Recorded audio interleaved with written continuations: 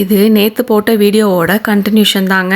இங்க பாருங்க, நம்ம வேண்டான்னு தூக்கி போடுற தகரத்துல எந்த அளவுக்கு டிசைன்ஸ்லாம் பண்ணி வச்சிருக்காங்கன்னு பார்க்கவே ரொம்ப வியப்பா இருக்குங்க.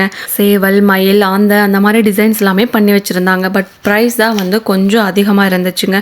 எவ்வளோ ப்ரைஸாக இருக்குன்னு சொல்லிட்டு நீங்கள் கெஸ் பண்ணி கமெண்ட்ல சொல்லுங்க.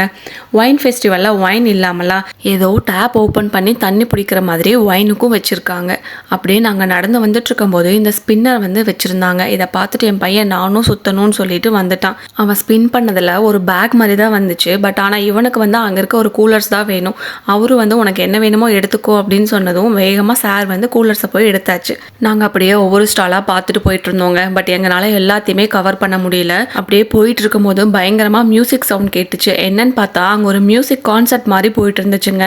சரி நம்மளும் போய் பார்க்கலான்னு சொல்லிட்டு போனால் அங்கே இருக்கவங்க எல்லாம் ஜாலியாக டான்ஸ்லாம் ஆடிட்டு செம்மையாக வைப் பண்ணி என்ஜாய் பண்ணிட்டு இருந்தாங்க. ஸோ நாங்களும் அங்கே போய் கொஞ்சம் நேரம் உட்காந்து எல்லாம் வேடிக்கை பார்த்துட்டு இருந்தோம். இங்கே வயசானவங்கலாம் ரொம்ப எனர்ஜெட்டிக்காக இருக்காங்க. அவங்க தான் ரொம்ப ஜாலியாக என்ஜாய் பண்ணி நல்லா வைப் பண்ணிட்டு இருந்தாங்க. இதுக்கு மேலே நடக்க முடியலங்க. ஸோ ரொம்ப டயர்ட் ஆயிடுச்சு. நாங்கள் இதெல்லாம் கொஞ்சம் நேரம் உட்காந்து பார்த்துட்டு அப்படியே வீட்டுக்கு கிளம்பிட்டோம்.